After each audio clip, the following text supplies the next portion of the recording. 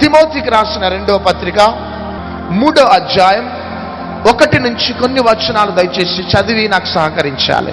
అంత్య దినములలో అపాయకరమైన కాలములు వచ్చునని తెలుసుకొనుము.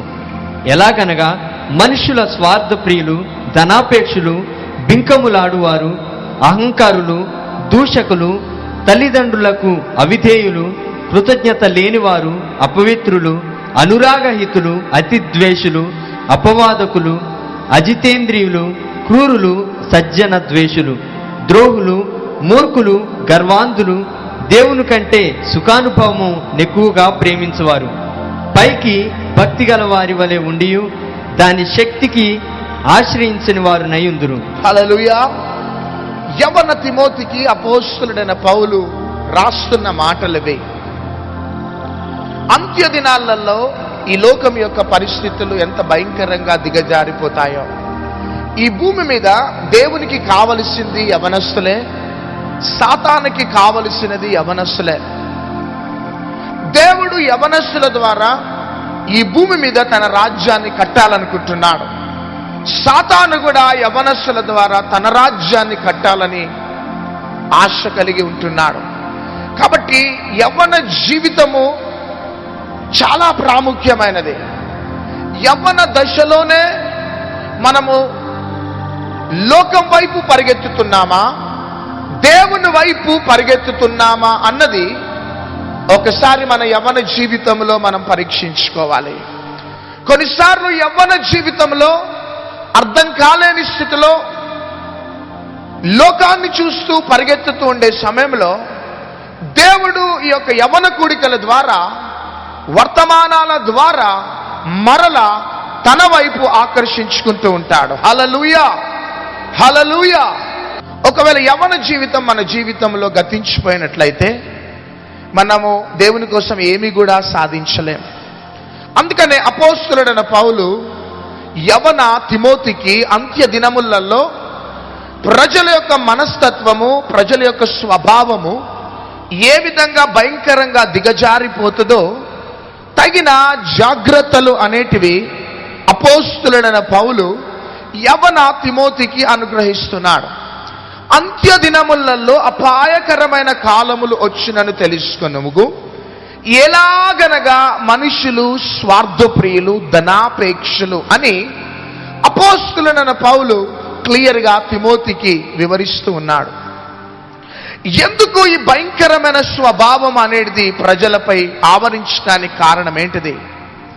ఒకటే ఒక కారణం. అదేంటిదంటే వారి యొక్క ఆలోచనలు మారిపోవటమును బట్టి వారి యొక్క భవిష్యత్తు కూడా మారిపోతున్నది. వారి ఆలోచనలు మారిపోవటమును బట్టి వారి ప్రవర్తన మారిపోతూ ఉన్నది. వారి ఆలోచన మారిపోవటమును బట్టి వారి యొక్క కదలికలు మారిపోతున్నాయి. వారి ఆలోచనలు మారిపోవటమును బట్టి వారు ఎక్కడికి వెళ్తున్నారో వారికి అర్థం కాలేని స్థితిలో ప్రజలు ముందుకు సాగిపోతున్నారు. ప్రియ యవ్వన బిడ్డలారా, నా వ్యక్తిగత జీవితంలో దేవుడు కదలాలి అంటే మన ఆలోచనల ద్వారా కదులుతాడు. గట్టిగా చప్పట్లు కొడదాం. అపవాది కదలాలన్నా మన ఆలోచనల ద్వారానే వాడు కదులుతాడు. అపవాది యొక్క ఉద్దేశం ఏంటిదంటే ప్రతి నిత్యము, ప్రతి క్షణము నీ ఆలోచనని వాడు గమనిస్తూ ఉంటాడు. ఆమెన్, హల్లెలూయా. వాడు నీలోకి ఎంటర్ కావాలంటే నీ ఆలోచన ద్వారానే. దేవుని యొక్క ఆత్మ నీలోకి ఎంటర్ కావాలి అంటే నీ ఆలోచన ద్వారానే. మనము ఆలోచించే ప్రతి ఆలోచన అపవాది 24 అవర్స్ గమనిస్తూ ఉంటాడు. దేవుడు 24 అవర్స్ గమనిస్తూ ఉంటాడు. హల్లెలూయా, హల్లెలూయా. ఒక దైవ సేవకుడు అన్నమాట, పక్షులు మన తల మీద అటూ ఇటూ తిరుగుతూ ఉంటే ఎటువంటి ప్రమాదం లేదు. కానీ పక్షులు అటూ ఇటూ తిరుగుతూ మన తల మీద కూర్చొని గూడు కట్టి గుడ్లు పెట్టి పిల్లలను కంటే ప్రమాదము అనేసి అన్నాడు ఒక దైవ సేవకుడు. ఈ పక్షులు అనేటివి మన ఆలోచనలు. హల్లెలూయా. ఈ పక్షులు అనేటివి అపవాది పంపుతున్న శోధనలు. ఈ పక్షులు అనేటివి అపవాది నీ మీదకి పంపుతున్న లోక సంబంధమైన ఈవిల్ థాట్స్, ఈవిల్ థింకింగ్. ఈ పక్షులు మన తల మీద నుంచి అటు ఇటు తిరుగుతూ ఉంటే అవి ఎగురుతూ వెళ్ళిపోతూ ఉంటాయి. కానీ ఈ పక్షులు కానీ మన తలలో కూర్చుంటే అవి గూడు కట్టి గుడ్లు చేసి పిల్లలను కంటాయట. అదేవిధంగా temptation is not a sin, but saying yes to temptation is a sin. Hallelujah. శోధన అనేది పాపము కాదు, కానీ శోధనకి లొంగిపోవటమే పాపము. ఆమెన్. ప్రియ దేవుని బిడ్డలారా, ఈ పక్షులు అనేటివి, ఈ ఆలోచనలు అనేటివి, అపవాది పంపుతున్న ఈ ఆలోచనలు ఎప్పుడైతే మన యొక్క మైండ్లోకి వచ్చేసి అవి ఎప్పుడైతే సెటిల్ అయిపోయి స్థిరపడిపోతాయో, ఆ సాతానుకు సంబంధించిన ఆ ఆలోచనలు మనల్ని సర్వనాశనం చేసేసి విడిచిపెట్టేస్తాయి. కానీ మనము వెళ్తూ ఉన్నప్పుడు అపవాది మన ప్రయాణాలలో, మన యవ్వన జీవితంలో ఎన్నో శోధనలు మనపై ప్రయోగిస్తూ ఉంటాడు. ఎన్నో ఈవిల్ థాట్స్ అనేటివి ప్రయోగిస్తూ ఉంటాడు. మన థింకింగ్ ని మార్చటానికి, మన ఆలోచనలు మార్చటానికి అనేక రీతులుగా వాడు ప్రయోగిస్తూ ఉంటాడు. రోడ్డు మీద వెళ్తూ ఉంటావు, వాల్ పోస్టర్ కనబడుతుంది. రోడ్డు మీద వెళ్తూ ఉంటావు, ఒక యంగ్ గర్ల్ కనబడుతుంది. రోడ్డు మీద వెళ్తూ ఉంటావు, ఒక యంగ్ బాయ్ కనబడతాడు. రోడ్డు మీద వెళ్తూ ఉంటావు, ఈ లోక సంబంధమైన భయంకరమైన దృశ్యాలని కనబడతా ఉంటాయి. అపవాది నీ తల మీదకి ఈ లోక సంబంధమైన చెడ్డ ఆలోచనలన్నీ కూడా పంపుతా ఉంటాడు. కానీ వాడు పంపినప్పటికీ వాని ఆలోచనలకి నువ్వు లొంగకపోతే నువ్వు దేవునికి మహిమకరంగా ముందుకు సాగగలుగుతావు. హల్లెలూయా. కానీ అపవాది పంపే ఆ చెడ్డ ఆలోచనలకి ఒక్కసారి నువ్వు లొంగిపోయినట్లయితే ఈ లోక సంబంధమైన ఆలోచనలు నీ యొక్క మైండ్లోకి ఎంటర్ అయిపోయి అవి సెటిల్ అయిపోయి నిన్ను సర్వనాశనం చేసేసి విడిచిపెట్టేస్తాయి. అందుకనే అపవాది ఒక వ్యక్తిలోకి ఎంటర్ కావటానికి just a matter of 3 minutes duration, 3 నిమిషాలు 4 నిమిషాల డ్యూరేషన్ ని వాడు ఎన్నుకొని ఈ 3-4 నిమిషాల నీ ఆలోచన ద్వారా వాడు నీలోకి ఎంటర్ కావటానికి ఛాన్సెస్ ఉంటాయి. 3 నిమిషాల ఆలోచన, 4 నిమిషాల ఆలోచన ద్వారా బైబిల్ గ్రంథంలో శాపాన్ని కొని తెచ్చిపెట్టుకున్న వారు ఉంటున్నారు. 3 నిమిషాలు 4 నిమిషాల ఆలోచనల దైవికంగా లేకపోవటమును బట్టి యవ్వన జీవితాలని పతనం చేసుకున్న వారు బైబిల్ గ్రంథంలో ఉన్నారు. 3 నిమిషాలు 4 నిమిషాలు ఆలోచనలు దైవికంగా ఉండటమును బట్టి దేవుని కోసం గొప్ప కార్యాలు చేసిన యవ్వనస్తులు ఉంటున్నారు బైబిల్ గ్రంథంలో. హల్లెలూయా, హల్లెలూయా. కాబట్టి ఈ 3-4 నిమిషాల డ్యూరేషన్ ని బట్టే మన భవిష్యత్ అంతా కూడా ఆధారపడి ఉంటుంది.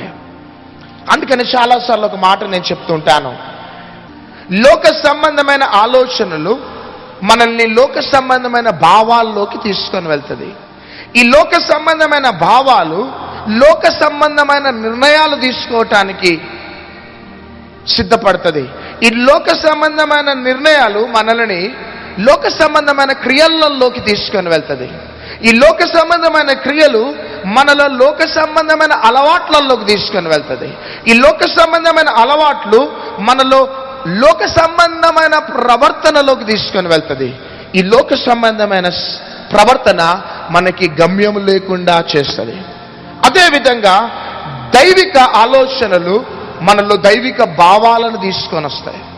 దైవిక భావాలు దైవిక నిర్ణయాలు, దైవిక నిర్ణయాలు దైవిక క్రియలు, దైవిక క్రియలు దైవిక అలవాట్లు, దైవిక అలవాట్లు దైవిక మంచి ప్రవర్తన, దైవిక మంచి ప్రవర్తన మనల్ని మహిమ కలిగిన గమ్యంలోకి తీసుకొని వెళ్తుంది.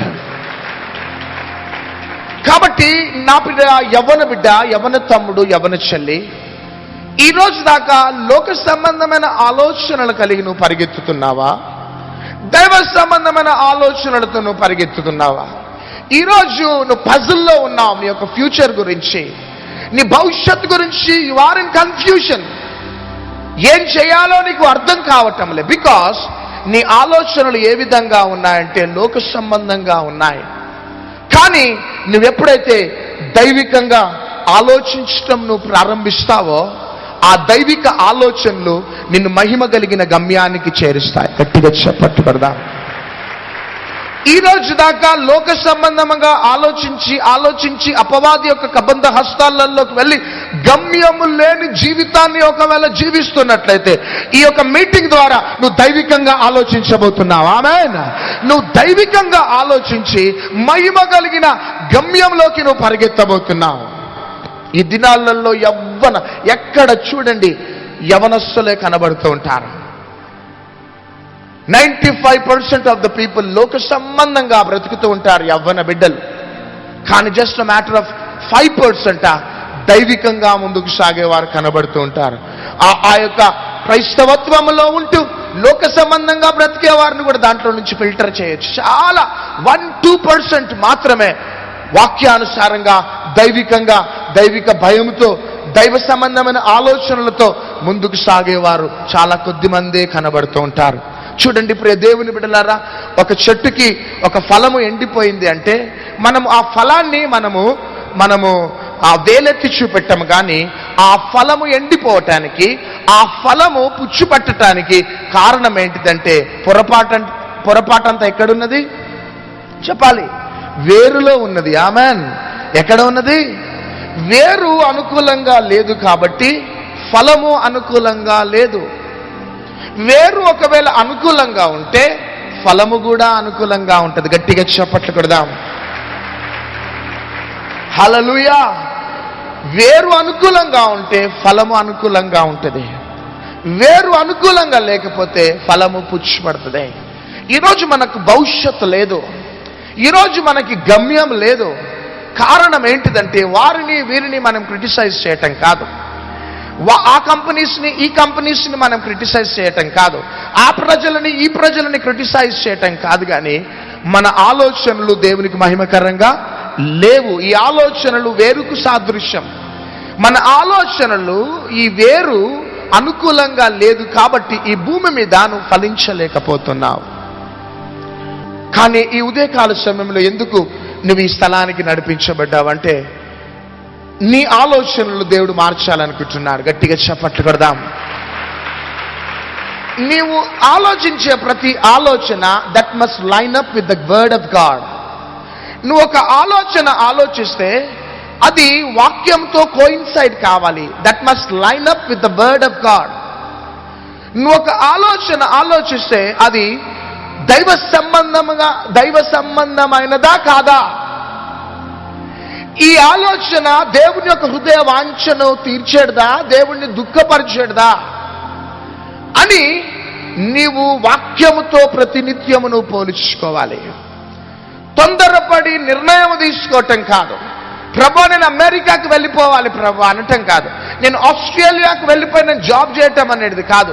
నేను విప్రోలో జాయిన్ కావాలా, నేను IBMలో జాయిన్ కావాలా, లేకపోతే దీంట్లో జాయిన్ కావాలా, దాంట్లో జాయిన్ కావాలా, MCAలో జాయిన్ కావాలా, MSCలో జాయిన్ కావాలా, MBAలో జాయిన్ కావాలా అని నీ స్నేహితుల కోసం, స్నేహితులను సంతోషపరచడానికి, సమాజం కోసం తప్పుడు నిర్ణయాలు, తప్పుడు ఆలోచనలతో నువ్వు పరిగెత్తినట్లయితే నీకు గమ్యం అనేది ఉండదు. ఆమెన్. హల్లెలూయా. కానీ నువ్వు తీసుకుంటున్న ప్రతి అడుగు, నువ్వు నిర్ణయించుకుంటున్న ప్రతి నిర్ణయాలు that must line up with the word of God. Amen. Hallelujah. కానీ నువ్వు ఎందుకు ఇక్కడికి నడిపించబడ్డావంటే ఈ రోజు దాకా అనేక ఫెయిల్యూర్స్ నువ్వు ఎదుర్కొన్నావు. ఆమెన్. పక్కన వారితో చెప్పండి, అనేక ఫెయిల్యూర్స్, అనేక ఓటములు నువ్వు ఎదుర్కొన్నావు అని పక్కన వారితో చెప్పండి. సెకండ్ తీసుకొని చెప్పండి, అనేక ఓటమిలు నువ్వు ఎదుర్కొన్నావు. సెకండ్ తీసుకొని చెప్పండి. నీ స్టడీ పరంగా కానీ, నీ ఉద్యోగ పరంగా కానీ, ఆధ్యాత్మికంగా కానీ అనేక ఫెయిల్యూర్స్ అనేటివి నువ్వు ఎదుర్కొన్నావు. కానీ ఈరోజు నువ్వు ఎందుకు ఇక్కడికి నడిపించబడ్డావంటే నీ జీవితంలో నీవు దైవికంగా ఆలోచించి నిర్ణయం తీసుకోవటం బట్టి నీ జీవితంలో విజయాలు నువ్వు అనుభవించబోతున్నావు. గట్టిగా చప్పట్లు కొడదాం.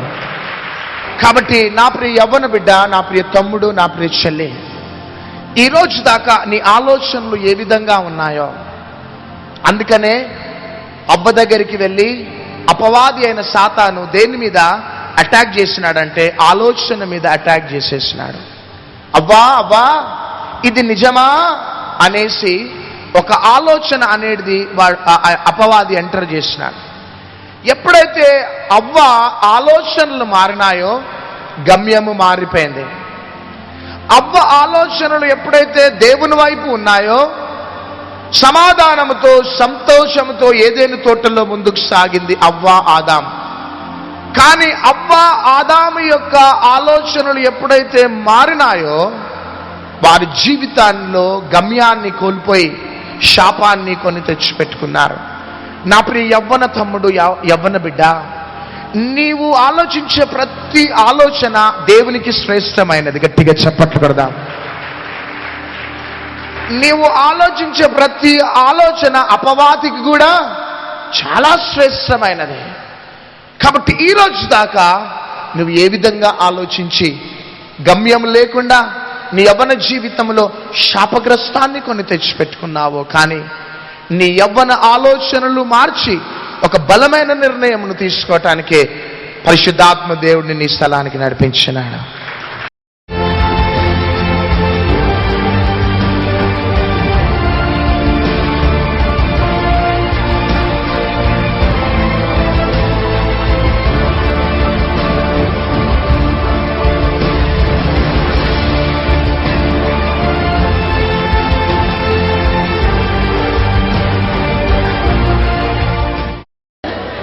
I was saved by God. I was blessed.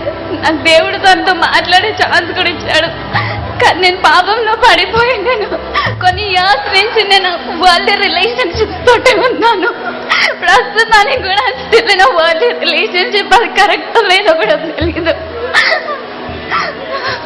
కానీ ఈరోజు ఏం జరిగిందమ్మా?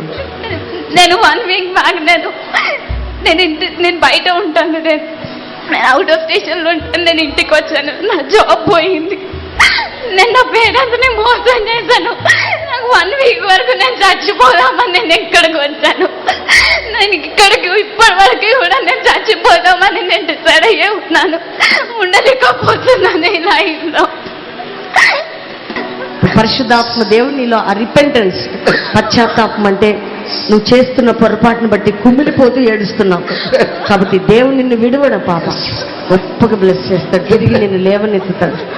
ఈ రోజు నుంచి దేవుని సమాధానం నిన్ను కమ్ముకోబోతుంది. స్పిరిట్ ఆఫ్ గాడ్ రెడీబెట్. మంచి దేవుడు బిడ్డను తాకున్నాయి. పట్టుకోండి. ఈ దినము నుంచే నీ కార్యం జరుగును గాక ఇన్ జీసస్ నేమ్. తల్లిదండ్రులు అందరూ వదిలిపెట్టారు. ప్రేమించిన వాళ్ళు మోసం చేశారు. అందరూ వదిలిపెట్టిన దేవుడు నన్ను వదిలిపెట్టలేదు. దేవుడి కోసం బ్రతుకుతాను. ఎన్నోసార్లు నేను మాట చెప్పాను. నాకు ఏసై కావాలి, ఏసై కోసమే బ్రతుకుతాను నేను. ఈరోజు మంచి తీర్మానం తీసుకుంటామమ్మా. హోలీ స్పిరిట్. దేవుని బిడ్డలారా, చాలా మంది మీరు చూస్తుండండి, ఎంతో మందిలో ఈ కార్యం జరుగుతుంది. ఇది దేవుని ప్రేమ. పరిశుద్ధాత్మ దేవుడు ఈ బిడ్డను తాకుతున్నాడు. మంచి సమాధానం నీ బిడ్డకు దిగును గాక ఇన్ జీసస్ నేమ్. ఆమేన్.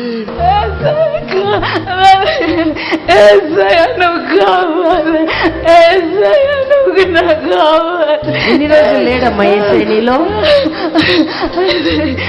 నాకు ఎవరు లేదు, అనాథగా మిగిలిపోయాను. ఇప్పుడు ఎవరు కావాలి నీకు? నాకు యేసయ్య కావాలి. ఎవరు లేని నాకు యేసయ్య కావాలని అనిపించింది. యేసయ్య కోసం బ్రతుకుతావా బిడ్డ? బ్రతుకుతాను. పట్టుకోండి వెనకాల.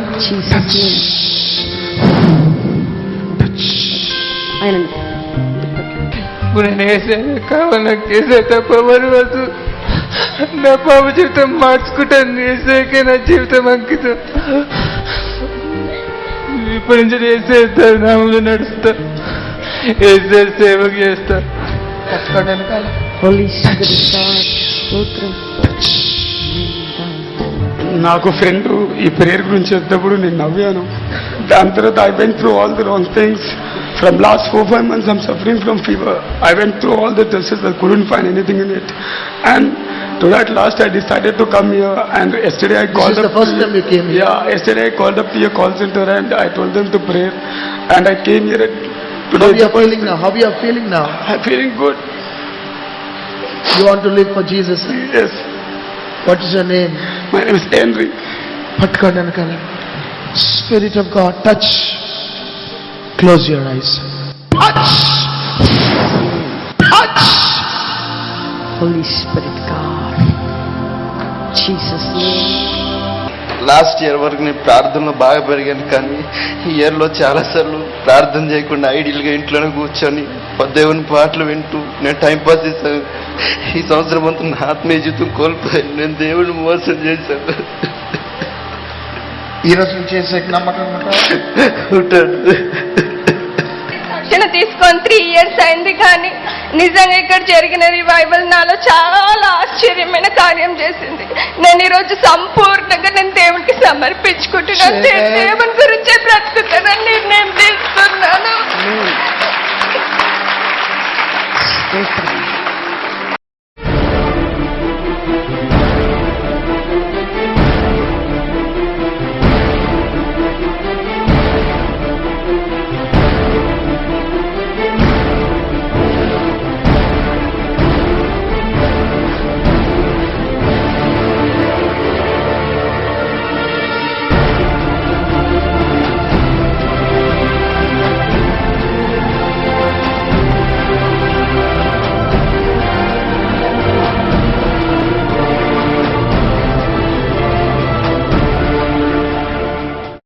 నేను చిన్నప్పటి నుండి ఇప్పటి వరకు చూసిన అంటే చాలా రకాల పిరమిడ్స్ వెళ్ళాము. కాకపోతే ఈ పిరమిడ్స్లో ఉన్నంత ఆధ్యాత్మికత ఎక్కడ కనిపించలేదు.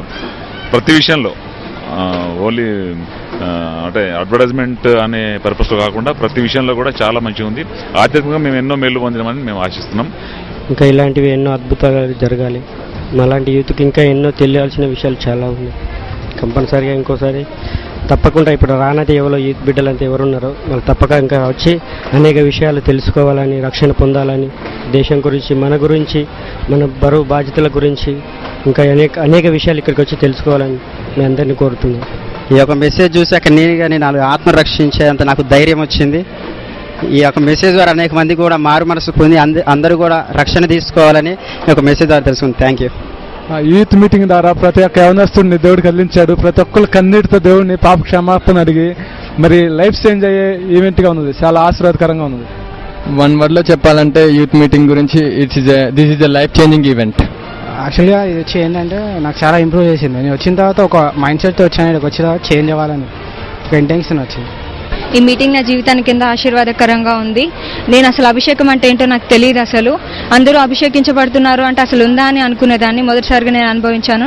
నా జీవితానికి ఇది ఆశీర్వాదకరంగా ఉందని నమ్ముతున్నాను. భవిష్యత్తులో నా జీవితం కూడా దేవుడు నన్ను వాడుకుంటాడని నేను నమ్ముతున్నాను.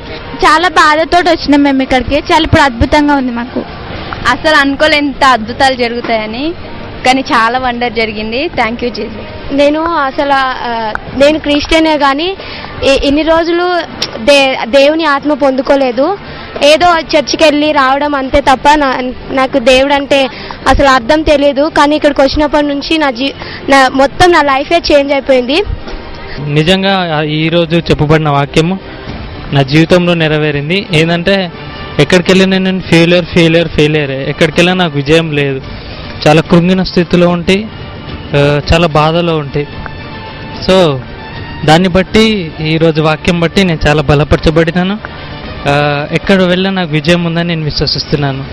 ఈరోజు జరిగినటువంటి యూత్ మీటింగ్లో ముఖ్యంగా యవనస్తులకు చాలా మంచిగా వాళ్ళకు అమ్మగారు మరి అయ్యగారు ఇద్దరు కూడా బాగా స్పష్టంగా వాళ్ళకు అర్థమయ్యే రీతిలో దేవుని వాక్యాన్ని నేర్పారు. అదేవిధంగా దీనివల్ల ఇవాళ ఎంతోమంది చాలామంది బలపడ్డారని మేము నమ్ముతున్నాము. మేము కూడా చాలా విశ్వసిస్తున్నాము. దేవుడిని మేము కూడా అంగీకరిస్తున్నాము. యవనస్తుల మీటింగులు దేవుని కొరకు ఎంతో భయంకరంగా జరిగాయి. అలాగే అనేక మంది యవనస్తులు ఈ దేశంలో మరి తల్లిదండ్రులు మాట వినక అనేక విధాలుగా పాడైపోతున్నప్పుడు ఇలాంటి యవన మీటింగులు చాలా ఇంపార్టెంట్, అవసరమైనవి. ఎందుకంటే ఈ రోజుల్లో సాతానుడు ప్రతి ఒక్కరిని తనకు అనుకూలంగా గద్దించు సింహం వల్ల తిరిగి యవనస్తుల మీద పడుతూ వాడు శోధనం చేసుకొని చాలా విధాలుగా బాధపడుతుంది. కాబట్టి ఈ యవనస్తుల మీటింగులు అనేక విధాలుగా జరగాలని దేవుని పేట మనం చేస్తున్నాం. ప్రాముఖ్యమైన గమనిక, కల్వరీ మినిస్ట్రీస్ పేరు చెప్పి, దైవ సేవకుడైన నా పేరు చెప్పి, షారోన్ గారి పేరు చెప్పి మీ గృహాలకు వచ్చి గృహ కూడికలు పెట్టటము, కానుకలను అడగటము, ఈ విధంగా ఎవరైనా కానీ మీ గృహాలలోకి వస్తే దయచేసి ఈ విషయాలలో జాగ్రత్తగా ఉండాలని ప్రభు పేరట మేము కోరుతున్నాం. సేవలో అడుగు పెట్టగానే అబ్రహాం వలె ఒంటరిగా సేవలో ముందుకు సాగుతున్నాం. మాకంటూ రక్త సంబంధులు, బంధుమిత్రులు అనేవారు ఎవరు కూడా లేరు. కాబట్టి మా పేరు చెప్పుకొని ఒకవేళ మీ గృహాలలోకి వచ్చి కానుకలు అడిగినా, గృహ కూడికలు పెట్టినా దయచేసి ఆ విషయాలలో తగిన జాగ్రత్తలు తీసుకోవాలని, ఏమాత్రం కూడా మోసపోకుండా జ్ఞానయుక్తంగా ప్రవర్తించాలని ప్రభు పేరట మేము కోరుతున్నాము. దేవుని మిమ్మల్ని ఆశీర్వదించి దీవించును గాక. ఆమేన్.